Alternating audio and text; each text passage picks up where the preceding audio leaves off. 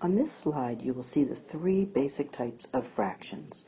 You have a proper fraction, an improper fraction, and a mixed fraction. The proper fraction has a smaller number on the top. The 1 is the numerator, the 3 is the denominator, and 1 is less than 3, so it's proper. You can also see it visually, that the green section is one section out of 3.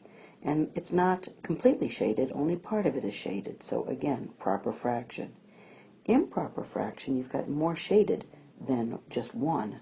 You've got 5 on the top row, 5 on the middle row, and 1 more on the third row. So if you counted those boxes, you would have 11. 11, and they're fifths, so it's 11 fifths. If you counted the holes that you have, the top is a hole, the middle is a hole, and a little piece out left over. 2 holes and 1/5 left over, 2 1/5.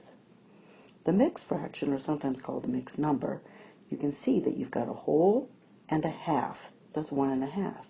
If you wanted to turn that into an improper fraction, you would count the number of pink pieces that you have.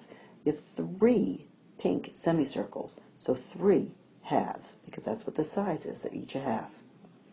Mixed number is a whole number plus a fraction, so 4 1/2, 6 2/9, 8 1/2.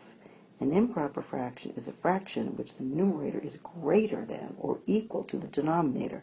5 is greater than 3, and 7 is equal to 3. This next slide, I'm going to demonstrate how you convert, and this is really very important to know how to do this when you are multiplying fractions or when you're adding and subtracting. You need to know how to convert and go back and forth. So if we have the fraction 4 2/3, which is a mixed number, we're going to say 4 times 3 plus 2, all over your same denominator. If you see a 3 there, it's going to be a 3 here. So 12 plus 2 is 14 thirds. The next one, we have 9 times 4, and we're going to add 1. Your denominator is always and forever going to be the same as in your mixed number of 4. So 9 times 4 is 36, and 1 is 37 fourths. Same thing here. 6 times 8 plus 3. 6 8s are 48, which is 51 eighths. Going the other direction, we're going to divide. This bar here means divided by. So 11 divided by 3, well, that's going to go 3 times. 3 times 3 is 9, 2 left over. It goes 3 times, 2 left over. And your denominator is always and forever going to be the same denominator. 9 divided by 4 is 9 divided by 4. That's going to go twice. It's going to go twice with 1 left over, 4.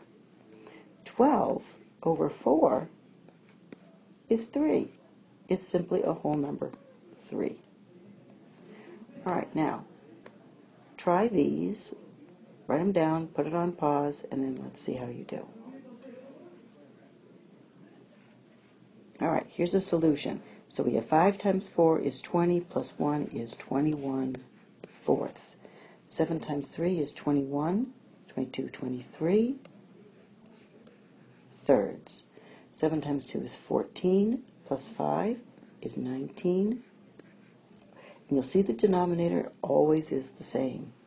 Same thing here, 16 divided by 5.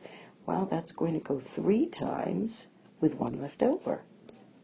It's easy to double check these. 3 times 5 is 15 and 1 is 16. It's almost easier to go from a mixed number to an improper fraction.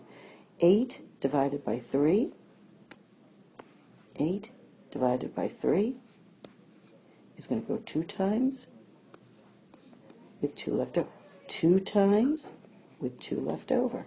2 2/3. Let's check. 2 times 3 is 6, 7, 8. Yep. 15 divided by 5. Well, that's simply going to be a 3. A nice whole number 3. All right, how'd you do? This workforce product was funded by a grant awarded by the United States Department of Labor's Employment and Training Administration.